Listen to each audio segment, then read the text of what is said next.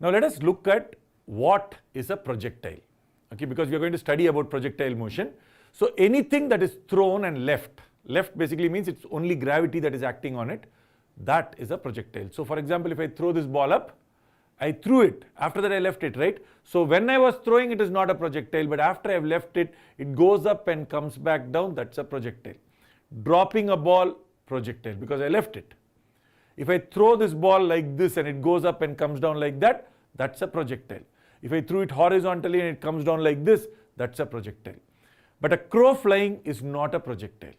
Why? Because it's powered. It is actually using its muzzle power, it's basically wing power, to basically propel itself. So it's not a projectile because it has not been thrown, it is not moving under gravity. An aeroplane that is moving from one point to another is not a projectile. So we have to keep in mind, projectile does not mean parabolic path, because if I took this ball and I moved it from here to there physically, it might be moving in a parabolic path. That doesn't make it a projectile. But if I throw it, whatever it does, that is a projectile. So I hope that is clear.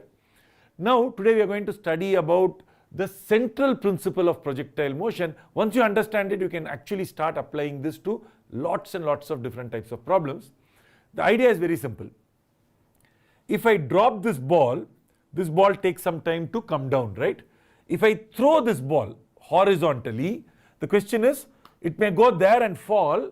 How much time does it take to reach that same place? So the question is this. I have this ball and I'm dropping this ball.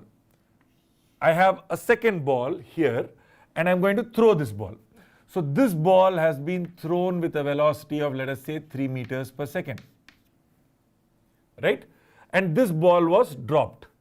Now it turns out that the ball that was dropped, whatever time it takes to reach this ground, let's say, exactly the same time is what this ball will also take to reach the ground. It is very fast, faster than this. Well, this 3 meters is not very fast, but I could make it very fast. I could make this 13 meters per second. I could make this 100 meters per second. If I made this 100 meters per second, it will go very far. It will go there. But it will take exactly the same time to hit the ground. If this fellow took 2 seconds to hit the ground, this will take 2 seconds to hit the ground.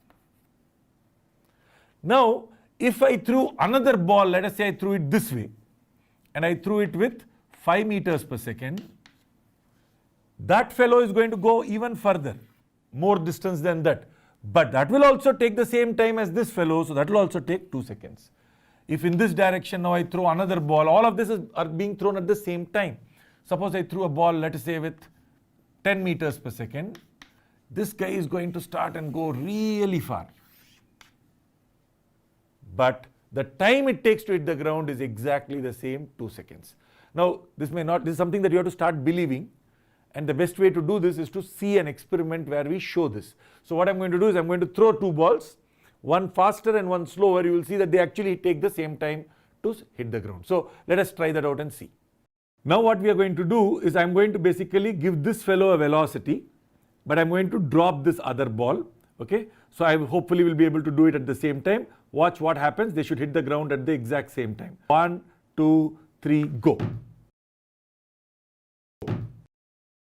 So that now tells us that if I throw this ball horizontally or if I drop this ball, they take the exact same time to hit the ground, which means to find the time, I don't need to have a horizontally thrown ball. I can just have a vertically dropped ball. But you already know how to calculate the time for a vertically dropped ball. That's exactly what we are going to do for calculating time for a projectile path. So now from the experiment, what did we learn? We saw that whether you are moving at 3 meters per second or 10 meters per second, you take the exact same time t seconds to hit the ground, right? And if I drop this ball, that means this starts with 0 meters per second, effectively I have dropped this ball. So this also takes the same time t to hit the ground. This gives you an idea for how to calculate how much time that will take. Suppose I want to say I am throwing at 3 meters per second, how much time does it take to hit the ground? Suppose you want to know that. You say it is the same time as dropping the ball. But for dropping the ball, do I know how to calculate the time? Yes, because if this height was h, let us say that this height was h. What is the initial velocity, vertical velocity? Because dropping the ball is straight line motion. You already know what is the initial vertical velocity, 0 meters per second. So how much time, let us say it's traveling for t seconds. So you know that s is equal to ut plus half at square. Now this u is 0 because it's starting off with 0 velocity. That ball is not starting with 0 velocity, but that ball's time of fall is the same as this ball's time of fall. But this ball did not have any velocity because I just dropped it. Okay, so I'm only looking at the vertical motion. So if I look at this, it is half into g, because a is g, and we are going to right now assume g is 10 meters per second square. So half into 10 into t square, which is 5t square. That must be equal to this height. Suppose I tell you the height was 20 meters, then you will say immediately 20 meters is 5 into t square. So you can divide, 4 is equal to t square, t is equal to 2 seconds. So this ball takes 2 seconds to hit the ground. So that ball takes 2 seconds to hit the ground. Is the logic of this clear to everybody? So what we should do is to say, recognize that if I throw it horizontally, it takes the same time whatever the horizontal velocity, including if it was 0.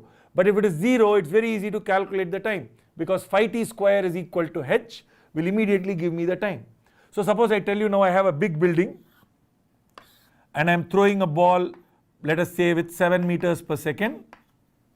How much time will it take to hit the ground? And let us say the building height was 45 meters. Don't answer this question, answer a different question, because this time is t. If I drop this ball, what will be the time? Same t. But this ball, I already know the answer, because this ball would have travelled 5t square in t seconds, but I know it has travelled 45 meters. So 45 must be equal to 5t square, t square must be 9, t must be equal to 3 seconds. For which ball? For the ball that was dropped. But our experiment shows that the ball that was dropped and the ball that was thrown both have the same time. So if this fellow takes 3 seconds, that fellow will take 3 seconds. So it's super easy to find out what time a horizontally thrown ball is going to take, because it is the same time as a ball that is dropped. Okay, so this is a very, very useful and important idea. Now, before we continue, I want you to understand this very strongly.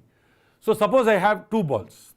One I am throwing like this at 3 meters per second. One I am throwing like that at 5 meters per second. So now if the 3 meter per second ball takes 4 seconds to hit the ground, how much time will the 5 meter per second ball take? 4 seconds to hit the ground. Everybody takes the same time. What if I throw the ball like that? Also the same time. What if I drop it? Same time. But if I throw the ball like that, or if I throw the ball like this, not the same time. It has to be horizontal. It could be 0. Okay, both of them are fine. Now let us go to the next important idea, again something that Galileo came up with, and this is a very, very useful and interesting idea, because this is the second part to this central principle. First part, central principle, is that horizontal velocity does not affect the vertical motion. Second part is that the fact you are moving vertically does not affect the horizontal velocity. So the horizontal velocity is not affected by the fact that it is going down. So let us look at that principle carefully now. Okay, so now let us look at this new experiment that I am going to show. Unfortunately, I won't be able to do this experiment, okay, because it's much harder to demonstrate directly in a classroom. So, but what we are going to do is just imagine that there is a big table, okay, and I have these two balls here, and I'm giving both these balls, this one is the ground and that is the table surface. I give both the same velocity. The reason I can't do the experiment is giving the same velocity is very difficult. Okay, so just right below that, let us say this was there, and these two fellows were given the same velocity. So then what happens is they're given the same velocity. By the time this fellow comes here, this would go there. Okay, and imagine that there is no friction or anything else. So this keeps going, keeps going, keeps going, keeps going. The question that comes up is, when this fellow is right below this table, right? This fellow is right below the edge of the table.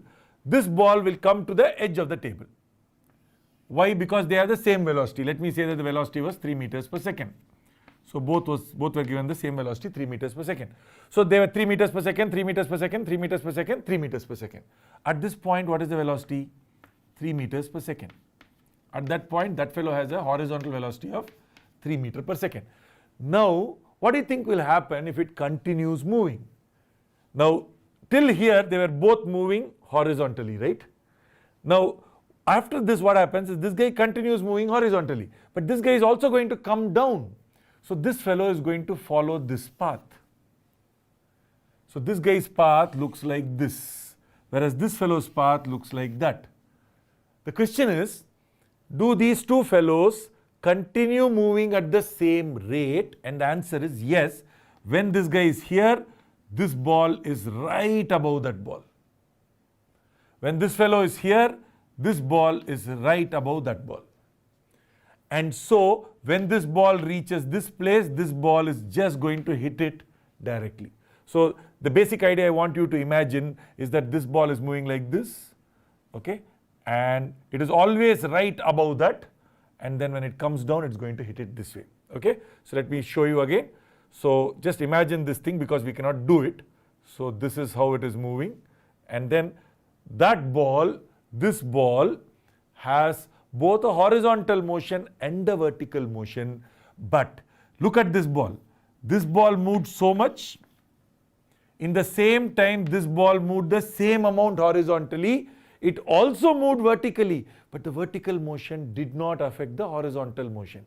So what does that tell us? That tells us that the fact that you're going down, like you have gone down this much, makes no difference because you would have gone horizontally exactly what this fellow did, which is basically what you would have done if there was no vertical motion. So it is as if the ball does not know it has a vertical motion. Its horizontal motion remains the same, exactly as before. But from here to there, what was the velocity? 3 meters per second. So when it is moving like this, it is moving at 3 meters per second. The speed does not change. Okay, so I want you to keep that also in mind. So there are two key principles. So this experiment shows us a very important principle, and the principle is horizontal velocity remains constant. It's not affected by, is not affected by the vertical motion. By vertical motion. Okay? This is a very important point to keep in mind. Horizontal velocity does not get affected by the fact that you have an acceleration downwards. And so what does that tell you? It tells you that the horizontal velocity remains constant. It is not affected at all. Okay. The earlier principle that we learned was that vertical motion, the time it takes, for example, to fall, is not affected. So this is not affected by horizontal velocity. So this tells you this and this together. What do they tell you? Vertical motion does not affect horizontal motion. Horizontal motion does not affect vertical motion. The horizontal motion and the vertical motion, they are independent. Okay. Now that's very, very powerful because that helps us solve a lot of problems. Let us see exactly how we will apply both of these principles in solving projectile questions. So now let us look at a question here. So for example, I have a building. Let us say that the building is of height 45 meters. We've already done this calculation with 45, right? So you have a building of height 45 meters. Now I'm going to throw a ball, let us say with a velocity of 20 meters per second. It's a lot of velocity. Now this ball is going to go and hit the ground somewhere there. And we are interested in finding out how far away does it hit. Okay, so this number usually we call it the range. So this is called range. We will later look at what other terms that we use for range, but this is the horizontal displacement of the ball. Okay, so if you want to know how much it has moved from the base of the building, how much horizontal, we call it the range. I want to know how much has it moved horizontally from the base of the building.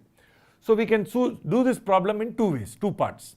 First, I'm going to assume that there is going to be a ball that was dropped. So if the ball was dropped, it is going to take some time to hit the ground, right? That is the first principle. And so that tells us that if it takes t seconds to hit the ground, it would have traveled a distance of 5t square. 5t square must be 45. So therefore t must be equal to 3 seconds. For which ball? For the ball that was dropped. But the ball that was thrown also takes 3 seconds. This is the first principle. Because whether you throw it horizontally or you drop it, the time is the same. Then the second principle, the fact that this ball is coming down does not matter. So imagine another ball or this same ball, if it was going horizontally and there was no gravity, it would have gone at constant velocity, right? Correct? It would have gone at constant velocity. What would have been the velocity? 20 meters per second. Now it is doing that even though it is coming down, it is as if it was going at constant velocity. Remember the experiment where the ball was rolling and the ball that was moving? Now when that fellow comes down and this one goes like that, they are basically going with the same velocity. So that means the velocity of this ball is 20 meters per second. For how long? For 3 seconds. So that means this must be 20 meters per second into 3 seconds. So this distance must be equal to 60 meters. But that is for a ball which had no gravity. It was going horizontally with uniform velocity. This you already know. But this, basically the central principle tells us that this ball and this ball have the same horizontal motion. And this ball and this ball have the same vertical motion. Okay, so that means when the ball is here, this ball is there. So therefore this ball's distance r is also equal to 60 meters. So let us go back, quickly look at what are we doing. We are trying to solve one question, but we are breaking that up into two questions. We are saying this fellow's time is equal to this fellow's time. You drop the ball, however much time it takes, that is the same time as this. Then you say this guy's horizontal position, this ball's horizontal movement is the same as that ball's horizontal movement. If there was no gravity, it would have gone horizontally with constant velocity. That is what this ball also does horizontally. When that ball reaches this place, this yellow ball would have reached the same place. When that ball reaches that place, the yellow ball would have reached this place. So the horizontally moving ball with no gravity and the ball which has gravity and the horizontal velocity both move the same amount horizontally. The fact that this fellow has an extra vertical motion does not affect its horizontal motion. So in 3 seconds it would have moved horizontally 60. The vertical motion, the gravitational force basically adds to it the vertical displacement but does not affect the horizontal displacement. So I hope that is clear. So we will have to use this. Let us try out a few solved questions so that we will be able to understand how to apply this to different types of situations.